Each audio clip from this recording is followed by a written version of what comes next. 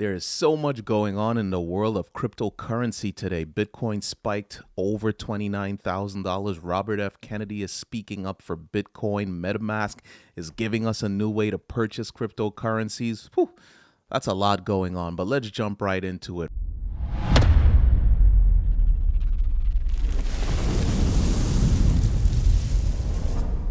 What's up and welcome back to Pour Over Finance. I am Aaron. As I said, we're going to get into all these articles today, but I wanted to just ask you to do me the favor, hit the subscribe button if you want to see more of the content, and hit the like button just, so we can grow here.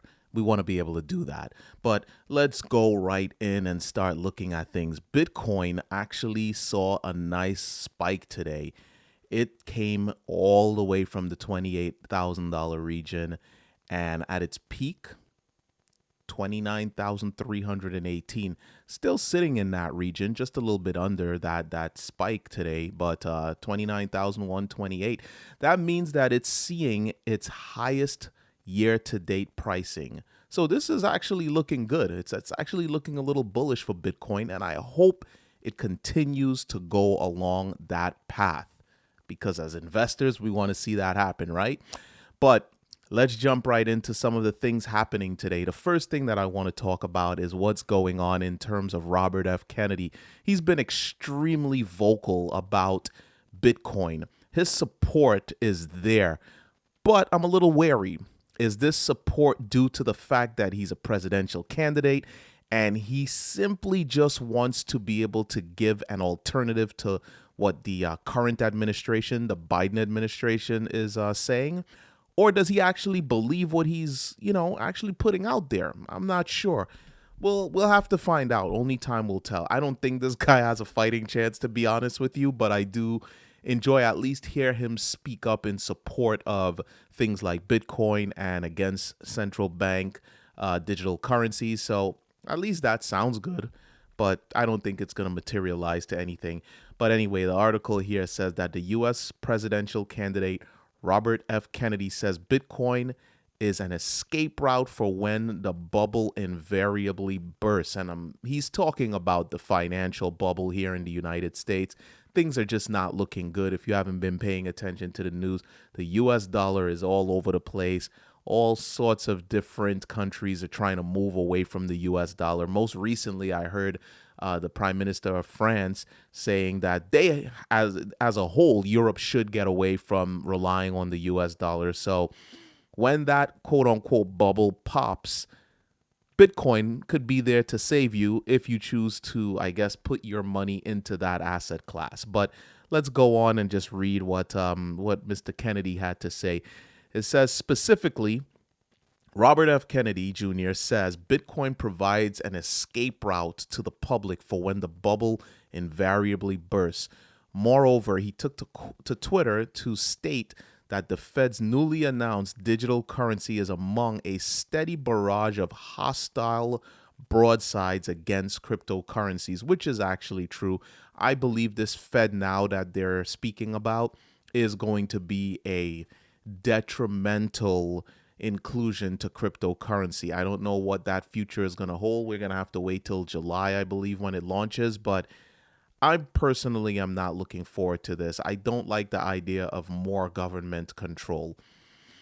Kennedy stated cryptocurrencies like Bitcoin give the public an escape route from the splatter zone when the bubble invariably bursts. So the White House is colluding with banksters to keep us all trapped in the bubble of profiteering and control. I believe and agree with what he's saying here. This is all very believable. Again, I don't know if he's saying this just because he's looking to get the votes, or does he truly believe what he's saying? Because you know how it goes. These guys, they fight for your votes, and then when they finally do get into the office, everything that they said up front, out the window. Completely different person. It's like they never even promised that in the first place. Anyway, it says additionally, the presidential candidate said the government-issued digital currency is the ultimate mechanism for social surveillance and control. Again, I'm agreeing with everything he says here. I personally am not a big fan of the idea of a central bank digital currency. I am not a fan of a government owned and controlled way of moving money around, moving payments around. Come on, the government has enough of a stranglehold on us. The last thing we need is to also give up complete control of our wealth to the government as well. I don't like it, so we'll have to see where this goes. I don't think this guy has a fighting chance of being the next president, but I do like that he's speaking up on the part of cryptocurrencies. So moving away from Mr. Kennedy and right into the next article here. This one is pretty interesting because it's kind of obvious why it's happening. So it says that Bitcoin in circulation, over 50%, hasn't moved in 2 years, Glassnode says. Some believe that investors who bought during Bitcoin's all-time high prices are waiting for the right time to sell. And with that, I agree. I 100% agree with that. So I started getting into cryptocurrencies back in 2017. And back then, all the way up until about 2018 or late 2017, Bitcoin rose from, I don't know, about $7,000, $8,000 per Bitcoin to about $19,000 per Bitcoin. And at the time, if you were buying Bitcoin at the all-time highs, which were about $17,000, $18,000 at the time, I don't think it was 19. It was actually 17,000. I don't even think it got to 18 at the time. But if you were buying at those all-time highs, everyone said that you were an idiot. You bought into this cryptocurrency bubble and you were wasting your time and you were wasting your money, and this is a scam and you're going to pay for it. And then it actually seemed like those people were right, because not long after that, the price of Bitcoin plummeted into the dirt. And anyone that had bought at those all-time highs kind of felt like they were left holding the bag and that maybe people were right. Ultimately, a lot of people sold. I know that at the time I was one of those people that sold, but I didn't buy at the all-time highs. So I was fortunate enough to be selling at a profit as opposed to be selling at a loss. But in any case, anyone that was intelligent enough to hold on to their Bitcoin until the next bull run, which came around between 2020 and 2022, those people who were buying at the all-time highs of 2017, 2018, those people were making out like bandits. If you were smart enough to just hold on, if let's say you bought at $17,000 and you held on, at its all-time high, it was near $70,000 in 2022. Actually, it was 2021. It plummeted after that, but it got to that high. So if you were to hold on, you would have easily 3-4 times X'd your money. It all depends on when you bought it. So the fact that we're now in a position where it's been 2 years and no one has sold their Bitcoin, it's probably because people understand, hey, this is how the market goes. It ebbs and flows. So why sell when you bought at all-time highs only to lose all of your money? The article goes on to say more than half of Bitcoin in circulation has not been touched for 2 years, according to data compiled by the crypto analytics platform Glassnode. On April 10th, crypto influencer Anthony Pompliano highlighted that 53% of Bitcoin's circulating supply has been inactive for the last 2 years. Citing data published by Glassnode, Pompliano pointed out that this is a new all-time high for this specific metric tracked by data platform. Again, that makes sense. Why sell? If you were purchasing at 65, 68, 69,000, why would you then sell at the current rate? Even though we saw a bit of a spike, you're still down about 50% of your money if you were buying close to those all-time highs. So it really would not make any sense to be someone that's selling. You get yourself one of these guys and you hold on for dear life. Come on, hodl. All right, so last but not least in the article here, it says the increase in American search interest for Bitcoin follows an announcement by the United States Federal Reserve confirming the launch of the FedNow payment system. People are probably a little concerned, a little scared. They don't want their money in the banks. Maybe they figure they have a better chance of keeping their money in digital assets like Bitcoin. On March 16th, the US government said that the instant payment platform will be launched in July. So, yeah, like I said, people are not selling and people are probably a bit concerned. So, who knows? With all of the bad news surrounding the US dollar, we're probably going to see some spikes taking place because mainly American citizens are probably a little concerned about what's going to happen to their money. You're losing it to inflation. The banks are getting shut down. There's a massive anti-crypto sentiment. The only thing is if the U.S. government were to actually try to ban cryptocurrencies here, we'd be in a world of hurt. But again, we'll have to wait to see how things go. But I'm interested in knowing, did you guys buy at the all-time highs? And are you still holding? Are you part of this statistic of Bitcoin that has not moved? I don't own any Bitcoin specifically. I own a ton of other cryptocurrencies. And I'll tell you, I have not sold anything in the last 2 years. If it's moved, it's literally moved from hot wallets to a cold wallet. It's moved from exchanges to a cold wallet. That's it. I have not sold any of my cryptocurrencies. So I know if it weren't for Bitcoin, but if it's just like as a whole cryptocurrencies, I'm definitely a part of some statistic out there. But we'll have to wait and see. Maybe a lot of people lost their cryptocurrencies and that's why it hasn't moved. Who knows? All right. So our next news article is the AI-focused blockchain CryptoGPT raised $10 million in funding at a $250 million valuation. CryptoGPT rolled out AI assistant Alex. Alexa, Alex. I see what they're going for there. And is developing its ZK rollup layer 2 blockchain and a data to AI engine which collects, encrypts, and transfers data for commercial applications. This is actually not a crypto blockchain that I'm fully aware of, so I'm going to have to look into it. I saw the news article today, and it definitely got my interest. And I do think that I will be looking into, I don't know, maybe I'll get a little crypto GPT and see what goes on. I don't know. AI is huge right now, as we all know, with everything going on with Chat GPT and all of these art-based AIs that are out there. AI is it's all the rage. So investing in a crypto that is AI-based could potentially see major gains. Pour Over Finance is not in any way a personal finance channel, so I'm not advising anyone to purchase this. This is just an article that I saw, and I thought that it was interesting, and at the same time, because it caught my attention, I figured it would be something to bring forward here. But I may look into it, but I'm not suggesting that anyone else does. This is risky stuff, and you could potentially lose all your money, as we know. We've been in a crypto bear market for a couple of years already, and there's a ton of people in a world of hurt. So as they say, do your own research. Be very careful with what you purchase. Don't listen to some random guy on YouTube.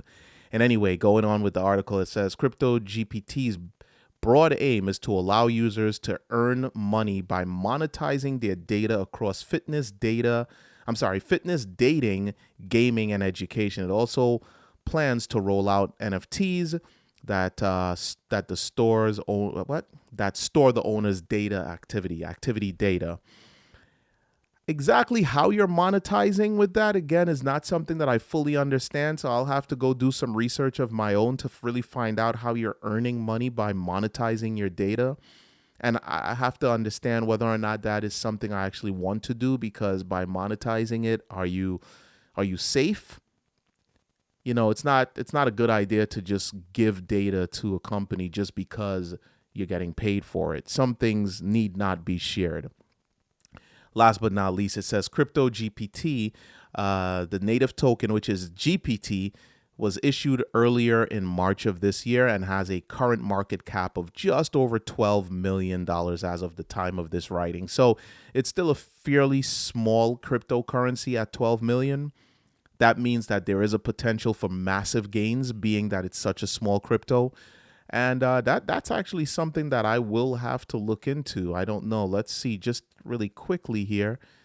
These are all of the top artificial intelligence cryptocurrencies. So you can take a look at things here, and as you can see, there goes our boy CryptoGPT token.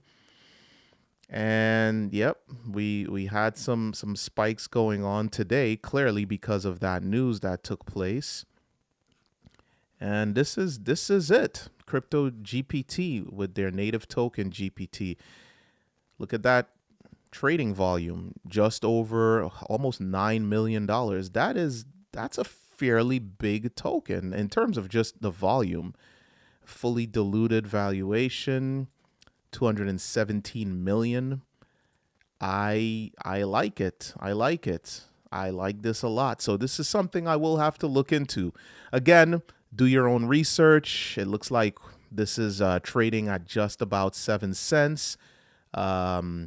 Should be on a few exchanges here, but that is something I will have to look into. It's again, saw the article, caught my interest. I figured I'd bring it to you guys' attention just in case it's something you might want to look into. And last but not least, our final article for today is something that really caught my attention because, again, of all the FUD surrounding cryptocurrencies and the anti-crypto sentiment here in the United States, having a way to on and off ramp crypto outside of through a bank is something that I'm very interested in. So when I saw that MetaMask launched their first fiat purchase function for crypto, I was extremely excited and interested in this. And I'm hoping that where I live is not one of those regions that they're going to block, because that happens a lot. Things get blocked in certain regions. And even though it's a feature that other people can use, it doesn't necessarily mean that everyone will be able to use. It says the new feature will allow users to purchase cryptocurrencies using various payment methods such as debit, credit, PayPal, bank transfers, and instant ACH. Instant ACH is it's like a bank transfer system.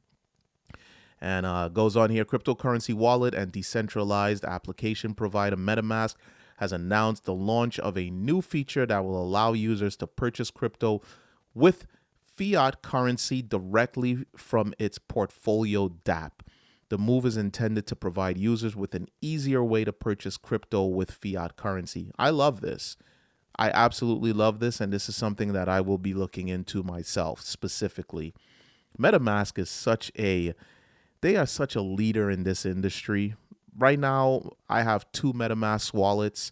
I keep most of my stuff on a cold wallet, but stuff that I'm actively doing happens with MetaMask.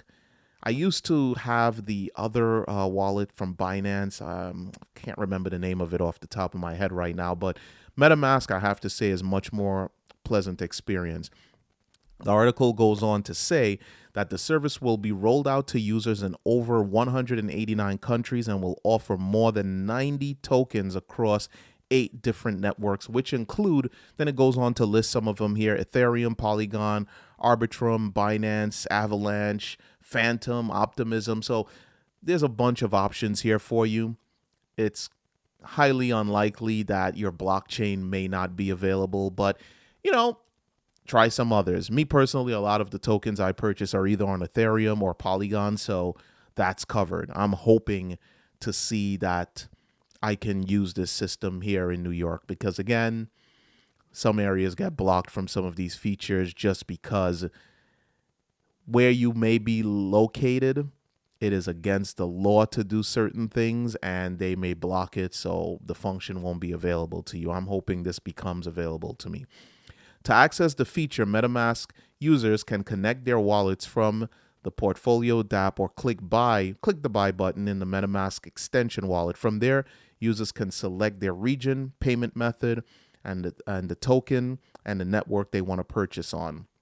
So that's awesome. I don't know if you guys have some of the same uphill battles that some of us have here in New York where you can't purchase some cryptocurrencies.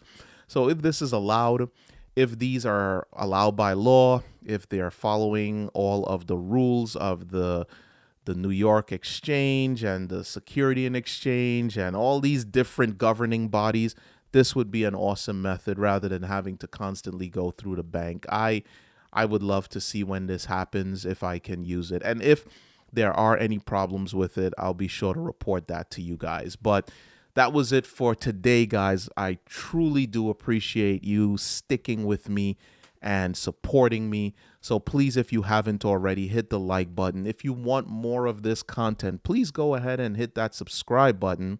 And I just want to say thank you for all of the love, all of the support, and all of the opportunities. Have a good one, guys. Peace.